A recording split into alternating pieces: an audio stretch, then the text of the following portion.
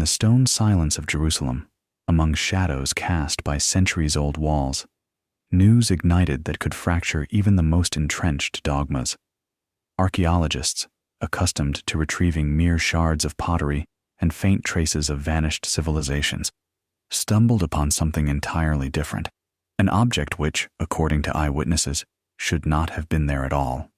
This discovery occurred within the tomb long venerated as the final resting place of the Virgin Mary. And now, with a mysterious artifact unearthed in its stony embrace, those ancient walls seemed to breathe again, whispering of lost truths humanity had labored to bury beneath layers of canon and legend. The world held its breath, splitting into two camps. Some believed the object to be part of Mary herself, separated from her body in the moment of mystical transition to other realms. Others, more pragmatic, insisted someone, or something greater, had placed it there centuries later. But can we ever speak with certainty about what belongs to human history and what belongs to eternity? From east and west, from riverbanks of antiquity and snowbound monasteries, voices rose. Some spoke of Mary's peaceful death, likened to falling asleep, followed by her divine assumption. Others claimed she had never died at all, but was taken alive into the heavens, her body incorruptible and whole. And still others clung to legends of Mary journeying far beyond Jerusalem, reaching the lands of India, or vanishing into distant Turkmenistan, leaving behind only the echo of resurrected myths. The empty tomb became more than just an archaeological site. It turned into a portal, a chasm hungrily drawing in the minds and hearts of those who dared to peer beyond familiar truths. Standing on the threshold of this mystery, we cannot help but ask, what does this place truly conceal? Why are the truths about Mary so scattered and contradictory? And what if her story holds the power not only to reshape history, but to awaken something long dormant within us? In this narrative, we embark on a journey through the threads of time, myth, and dogma, seeking the answer that has eluded human eyes for centuries. For behind every legend, behind every stone, may lie not only a fragment of the past, but a reflection of our own spiritual thirst. The thirst leading us from the darkness of ignorance into the light of understanding. In the darkness of centuries, amid the whispers of monks and the scent of incense, a truth was born, one that has nourished the hearts of believers for generations. This truth is the dogma of the Assumption of the Virgin Mary. But what lies beneath these words that fill church hymns and illuminate iconographic faces with an unearthly light? The Eastern tradition calls it dormition, a quiet and peaceful departure of Mary from this world, as if she merely fell asleep in the embrace of divine grace, then was assumed into the celestial realms, where incorruptible radiance awaited her. Here, her body never succumbed to decay, for the earth dared not touch the flesh that carried within it the seed of divinity. The West, over centuries, built its own dogmas until, in 1950, Pope Pius XII pronounced the final verdict. Mary was taken into heaven, body and soul. This act, known as the dogma of the Assumption, became the culmination of millennia of contemplation, prayers, and mystical visions. It etched into the hearts of millions of Catholics the conviction that Mary is not merely the mother of Jesus, but an eternal mediator between humanity and the Creator. But what do these assertions mean on a deeper, archetypal level? The Assumption is not only a story of a woman granted immortality. It is a symbol of transformation, a metaphor for the path awaiting each of us. Death as return, pain as purification, flesh as a temporary vessel for the divine spark. Yet, beneath the seeming harmony, a hidden fire of disputes has long burned within Christianity. East and West diverged in details. In one corner of the world, believers held that Mary tasted death. In another, they claimed she bypassed it, passing through the veil of time unscathed. These differences are not merely theological. They reflect profound distinctions in the understanding of life, death, and resurrection itself. For some, her bodily assumption stands as proof of faith's indomitable power. For others, it is an allegory of spiritual ascent, calling every seeker of truth. And now, with the tomb yielding an object whose nature defies familiar categories, ancient teachings take on new breath. Could this artifact be the confirmation of the dogma? Or will it, instead, dismantle centuries-old beliefs, unveiling a deeper truth about the essence of immortality? These questions allow no easy answers. They strike like a hammer against the stone walls of old certainties. For if Mary truly transcended death, does it not stand as an invitation for each of us to re-examine the limits of what is possible? Might her story conceal the key to liberation from the fear of the finale we call the end, but which may, in truth, be only the beginning? History, no matter how meticulously recorded, always leaves shadows, those unseen threads weaving from mouth to mouth, entangled with myth, fear, and longing. If dogmas offer us a form, apocrypha give us breath. Among forgotten parchments and lost scrolls wanders another image of Mary, not so perfect, but alive, unsettling, carrying within it the spark of divine truth too vast to fit the confines of canon. The Apostle Thomas, as some traditions recount, doubted her assumption just as he once doubted the resurrection. He demanded signs, proof. And so, when her tomb was opened, her body had vanished, leaving only the fragrance of flowers, a symbol of incorruptibility and eternal life. This scent became legend, resisting rational explanation like the breath of an angel. Other texts, never deemed authentic, speak of Mary bestowing secret knowledge upon the apostles before her departure, revelations about the nature of the soul and the path of light. These words never made it into the Gospels, deemed too dangerous for those who sought to keep truth under control. Yet their whisper still lives, in monastic cells, in village tales, in the hearts of seekers looking beyond the permissible. The stories of the empty tomb did not arise by chance. They emerged as a response to humanity's deepest fear, the fear of ultimate loss.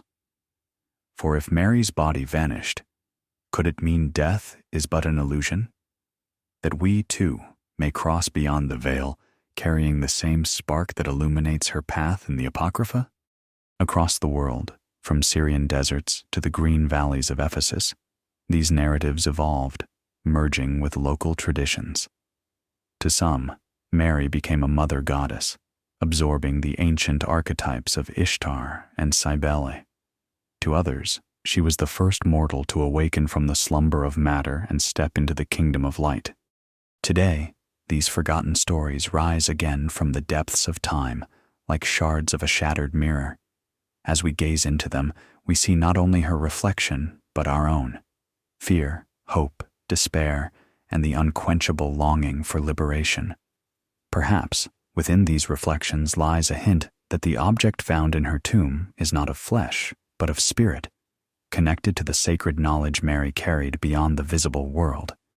But are we ready to peer where truth wears no familiar garments? Are we prepared to admit that canon is but an island, and the ocean of human seeking far vaster? For within every apocryphal line echoes a call: cast aside fear, and behold the path your own soul walks. Truth rarely enters the world with thunder.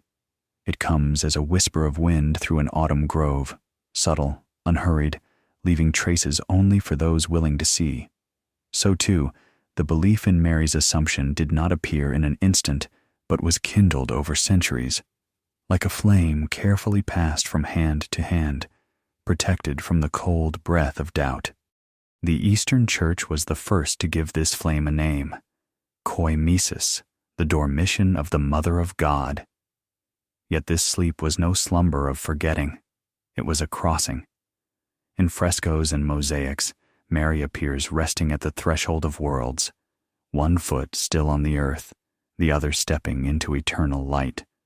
For Byzantine mystics, her dormition was not death, but an awakening into a dimension where body and spirit merge into a single radiant form.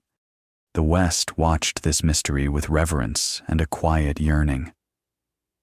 Legends of the empty tomb and the scent of rose oil filling the cave traveled across seas with pilgrims. Cardinals debated with theologians, papal bulls were issued and faded, while in the hearts of believers grew a conviction. Mary was not merely Christ's mother, but a living bridge between heaven and earth. In the Middle Ages, visions of saints ignited imaginations.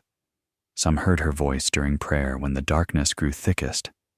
Others saw her figure, cloaked in radiance, hovering above the ground, a reminder that the conquest of death was possible. These revelations often defied rigid dogmas, yet they burned too brightly to be silenced. Finally, in 1950, Pope Pius XII declared the dogma of the Assumption, a decision meant to settle centuries of debate. But can one dam a river by blocking its flow? Truth continued to seep between the lines of Gospels and Apocrypha, between the words of liturgies and the silence of pilgrims. The question lingers still. Mary ascended body and soul, but what does this mean for us? Is it a call, a reminder of our own divine nature, of our ability to rise beyond flesh and time? Or is it a mystery revealed only to the chosen few? Today, with a mysterious object discovered in her tomb, ancient theological debates are rekindled like embers long dormant beneath ash. This artifact challenges not only scholars and clergy, but each of us. It asks, are we ready to embrace truth as it is, without dogmas, without boundaries, without fear? Perhaps Mary was not an exception, but a mirror, and if her path led to light, maybe the same path lies open to us. All it asks is the courage to take the first step. There are places where time seems to lose its grip, where breath stills, and footsteps echo as if eternity itself were listening. The tomb of the Virgin Mary in Jerusalem is such a place. No one comes here by chance. Everyone who crosses its threshold does so carrying questions and a secret hope of finding answers. A narrow passage leads downward into a stone chamber, lit by the soft glow of oil lamps. The air is heavy, rich with the scent of wax and incense. In the silence, it feels as though the stones themselves hold the echoes of millennia of prayers. Pilgrims press their palms against the cold walls, as if trying to feel the heartbeat of Mary, who may once have rested here. Archaeologists, armed with modern instruments, see this site differently. For them, every layer of soil, every crack in the walls is testimony to the past, something to measure, catalog, and analyze. Yet even the most pragmatic scientists admit, there is something here their devices cannot record. It is a sense of presence, a sense that you are not alone. The tomb has endured centuries of destruction and restoration. It has witnessed wars and prayers, tears and hopes. It was rebuilt by Byzantines, fortified by Crusaders, protected by Franciscans. Every stone seems to carry the imprint of countless hands that touched it in search of solace. Recent archaeological work uncovered remnants of ancient burials, shards of pottery, and inscriptions in Greek and Aramaic. But among these finds, one object drew particular attention, a mysterious artifact that did not fit the expected pattern. Its shape, material, and location sparked debates. Was it placed here later, or was it a remnant of an event as mystical as Mary's story itself? For believers, this artifact may be a sign, a confirmation that Mary's body truly was taken into heaven, leaving only a symbol of her earthly presence. For skeptics, it remains another riddle demanding rational explanation. Yet both camps agree on one thing. The tomb stands as a living witness to the meeting of history and eternity. Standing there in the stone silence, it is impossible not to feel that the place breathes. It whispers of how thin the boundaries are between the material and the immaterial. And perhaps the discovered artifact is but a hint that Mary left not only traces of her body, but also a lingering light infused with the essence of her soul. There are myths that, like desert winds, escape maps and borders.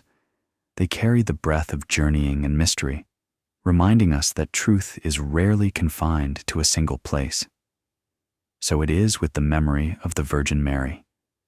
Her path, like a whispering wind, is scattered across lands where every grain of soil holds its own version of the story. In Turkmenistan, elders still speak of a wandering woman clad in white garments, whose presence filled homes with the fragrance of roses and a light as soft as dawn. They say she passed through their lands, leaving footprints on stones and in the hearts of those who saw her. These legends merged with local beliefs, transforming Mary into an archetype of the traveling mother, a bringer of light to the world's farthest corners. In Iraq, among ancient cemeteries, inscriptions tell of the woman who went into the desert to meet the angels. Here, her tomb is sought among the sands, with claims that she withdrew there after Jesus' departure, vanishing from the world's eyes. These stories breathe both longing and hope, longing for a lost shrine and hope for her return. Pakistan holds its own echoes of Mary in tales of green hills and villages, where people believe she passed on her long journey toward the divine light. These stories live in songs and folk tales, in women's prayers offered to her as a protector and guiding star. And in Ephesus, among the ruins of Mary's house, the silence feels saturated with her breath. Here, Eastern Christians and Muslims gather alike to offer prayers. For some, it is a reminder of her earthly life alongside the Apostle John. For others, proof that Mary's journey continued, leaving traces wherever people needed comfort. Each of these places is like a shard of a shattered mirror. Together, they form a mosaic where Mary is not confined to stone walls in Jerusalem.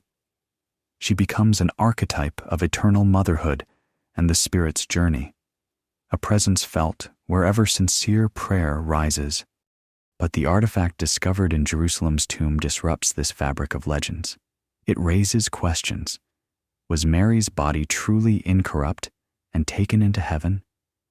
Or did her earthly path stretch farther than we imagine, her footprints still hidden in the sands, forests, and mountains where her memory lingers? As the listener asks these questions, a strange feeling arises, as if Mary herself walks beside them, soundless yet palpable, leading them through inner deserts toward their own promised land. If truth is a river, it never belongs to just one shore. It flows, washing over many lands, nourishing many peoples, uniting what seems divided. So too with the image of Mary, not merely a Christian symbol.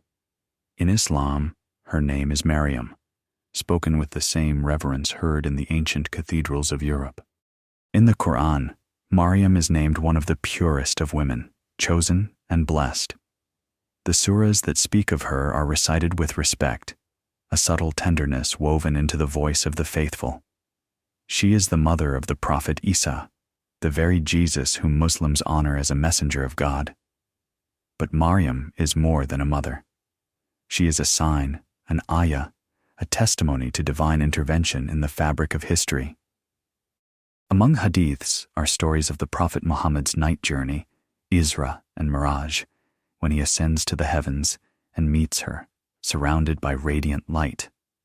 Maryam greets him like a mother greeting her son, her voice flowing like a spring in the desert. This episode is rarely spoken of aloud, yet it lives in the hearts of those who seek in Islam not only law but also mysticism. For Muslims, Maryam is an exemplar of perfect faith and surrender. Her life was marked by pain and solitude, yet suffused with boundless hope. She carried her cross in silence, just as millions of women have after her, and in that silence her voice grew louder for those who know how to listen with their hearts. Islamic theology has no formal dogma of Maryam's bodily assumption, but there are hints, subtle as a breath of wind. Some scholars have suggested her body never decayed, that her soul was taken to Allah, surrounded by angels. This idea brings Islam closer to Christianity, as if two branches of the same tree, their roots buried deep in the soil of Abraham. Now, with a mysterious artifact found in the Jerusalem tomb, it begins to speak anew, to Muslims as well. Could it be a sign linking traditions divided by centuries, or a reminder that Maryam's sanctity never belonged to a single people, a single faith?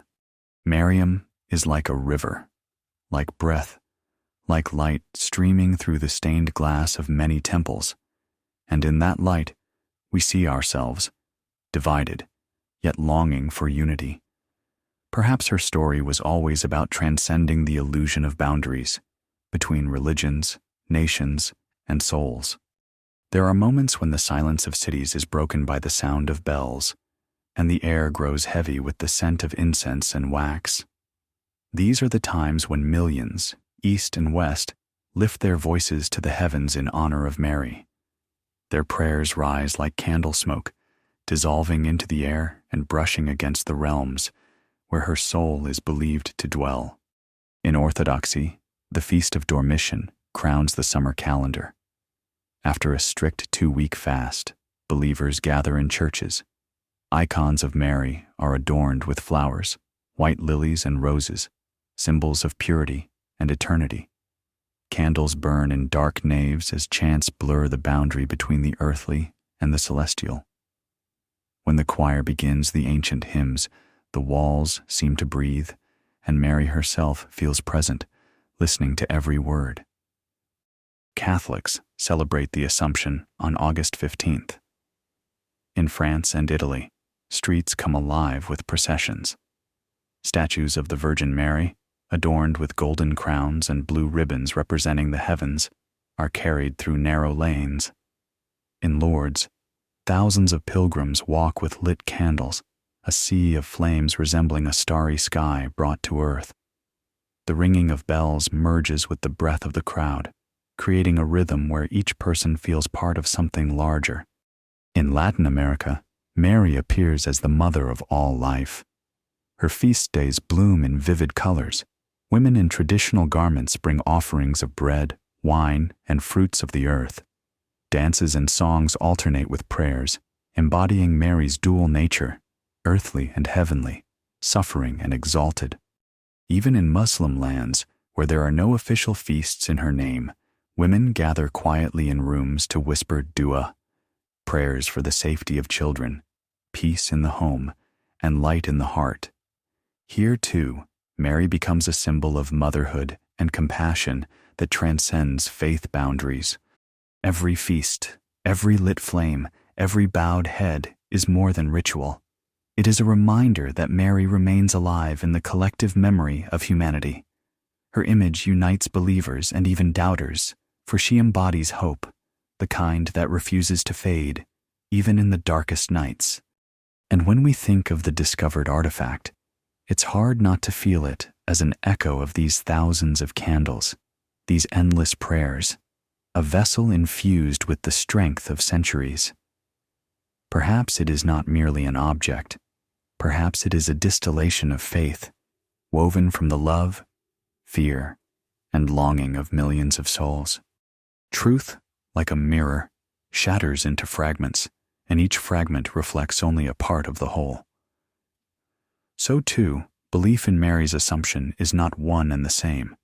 It splinters into countless shades, nuances, and interpretations, each holding a piece of the great mystery. In the Catholic Church, the dogma of the Assumption stands as an unshakable truth. It declares, Mary was taken into heaven, body and soul, untouched by decay. Proclaimed in the mid-20th century, this dogma became the crown of a millennium-old tradition. For millions of Catholics, it is a rock of faith, a symbol of divine reward for purity and devotion. But beyond Catholicism, the rock turns to sand. In Protestant and Anglican churches, there is no unified view on Mary's Assumption. Some reject it outright as a later theological construct, unsupported by Scripture. Others show cautious respect, seeing it as a beautiful but non-essential legend. And some admit openly, we do not know. This diversity of positions does not diminish Mary's image, but renders it more human, more layered. To some, she is the Queen of Heaven. To others, the humble handmaid of the Lord. To still others, a symbol of feminine resilience in a world that so often tried to silence the female voice. Yet behind this disagreement lies a deeper question. What does dogma mean to us? Can truth be locked within formulas and declarations?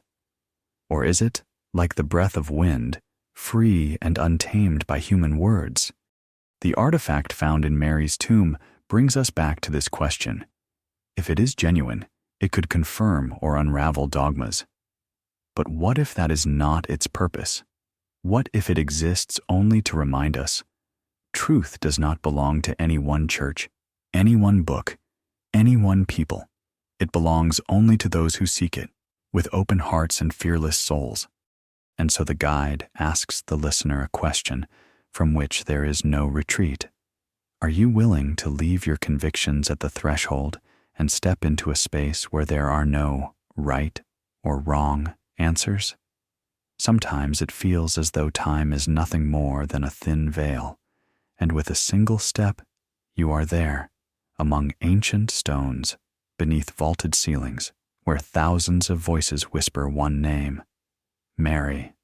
We have walked a long road, from the empty tomb to legends, from dogmas to songs, from archaeological discoveries to whispered prayers in darkened rooms.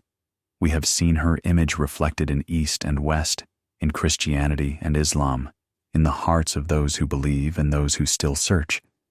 And all this time, one question has walked beside us. Who was she really? But perhaps the question is more important than the answer. Perhaps Mary is not so much a historical figure as a mirror, one in which each of us sees our thirst for immortality, our pain, our fear of decay. Do you feel it now? That subtle vibration in your chest, as if something deep within is calling you to step beyond the familiar? For when we hear stories of bodily assumption, glowing tombs, and incorruptible flesh, is this only about the past? Or is it an invitation to see yourself differently? What if the assumption is a metaphor, not for Mary, but for you? What if ascension is not a myth, but your own path? Are you ready to let go of old fears and step into the void that is, in truth, filled with light?